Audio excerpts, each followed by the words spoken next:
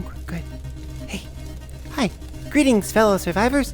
In today's episode, we uncover two very different fates of those who faced unspeakable horrors head-on during the darkest days of the Great Zombie Uprising. But before we do that, be sure to nudge the like button just to see if it's still alive, subscribe, and very quietly hit the little notification bell so you never miss a chapter of this epic saga. Okay, so with that, let's go!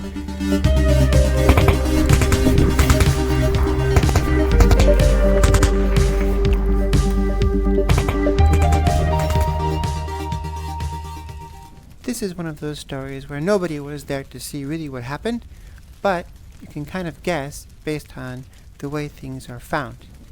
I may have added some here and there to tell it as a story a little bit better, but I think this is what happened. And this is about a guy named Alfred. Now, Alfred, he eluded the zombies for a long time using his brains and his ability to navigate through the landscape and being careful. And although he had honed his survival skills to near perfection, fate had an unexpected twist in store for him. So what happened was this. After being on the run for days and days with a large zombie horde right on his heels, well, in a stroke of luck, Alfred, he stumbled upon a small, seemingly abandoned house nestled quietly amidst all this chaos. So he got all full of hope, and he thought, oh, wow, this is a great place for me to, rest and stuff. So he rushed into the house and ran. He sprinted towards the house, and his heart was pounding furiously in his chest, and then he burst through the front door. Now, once he was inside, he quickly looked around, and he tried to get, see what was to his advantage and disadvantage. So he saw broken furniture and glass all over the floor. And he thought, oh man, something must have really bad happened to the past inhabitants of this little house. So, yeah. But anyway, unfazed, he hurriedly looked for any more signs of danger and things he could use to his advantage. And once again, he felt a little bit lucky, because what he saw was the far end of the room, there was a little crack in the wall. And he thought, that could be a great way to escape if ever the zombies come through the front door and I can't get out that way. Yeah. But, unfortunately, in the dimly lit kitchen, Alfred's luck took a turn for the worse. So, in his haste, he stepped into an old pickle jar. You know those big old pickle jars? Yeah, well, he stepped into it. His foot got wedged firmly inside, and he pulled and he couldn't get it off, and suddenly he was getting all panicked, and he tried to get his foot free, and it wouldn't budge. So the problem is all this moving around and shaking, boom, boom, boom, boom, boom, was making so much noise that every time now he took a step, boom, dong, dong, dong, dong, dong, the jar pounded on the floor like that, boom, boom, boom. Now, outside, the zombies were attracted by the noise, and so they halted their aimless wanderings because they were like, "Rrrr." Now they just stopped, and they were drawn to the source of the disturbance. Their moans grew louder, brains, brains, brains, brains, louder and louder. And suddenly, they all started rushing into the front door, the same one that Alfred just broke down a few minutes ago to enter this wonderful little safe spot. Well, now Alfred, though, he knew the gravity of the situation, because the very jar that got his foot trapped in now was condemning him to this horrible, horrible fate. Boom, boom, boom, boom. He tried to run.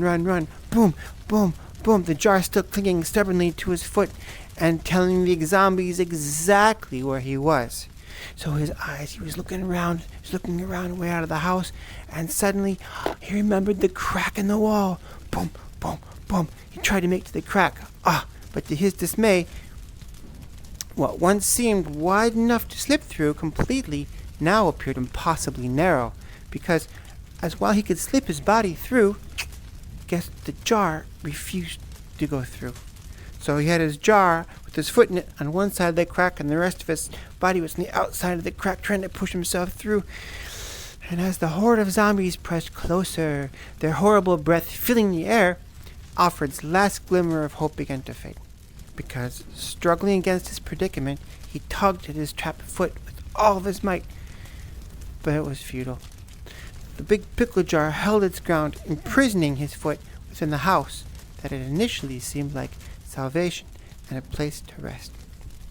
Well, with each passing second, the zombies grew closer, and they grew closer, and they were faster and faster. Alfred resigned himself to his grim destiny, accepting that he had come so close to freedom only to be ensnared by a pickle jar.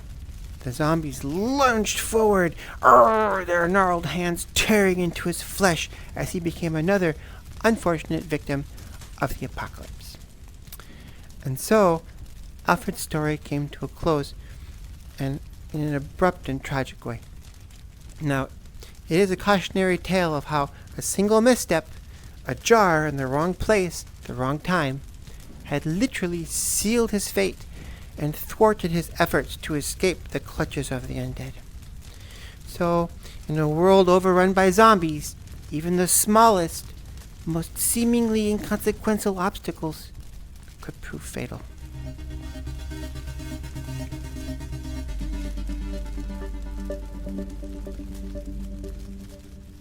Back in the desolation of a world overrun by zombies, a glimmer of hope emerged in the most unexpected of places. A clever being named Alex stumbled upon an unexpected revelation that would forever change the course of the battle against the undead.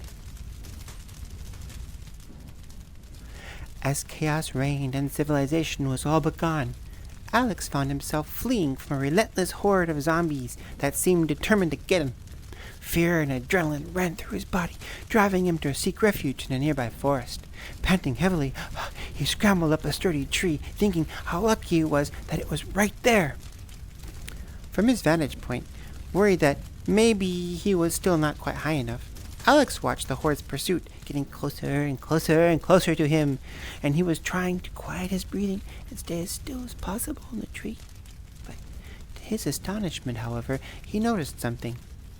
He saw that the zombies, they now shuffled aimlessly in the ground, their vacant gazes fixed straight ahead.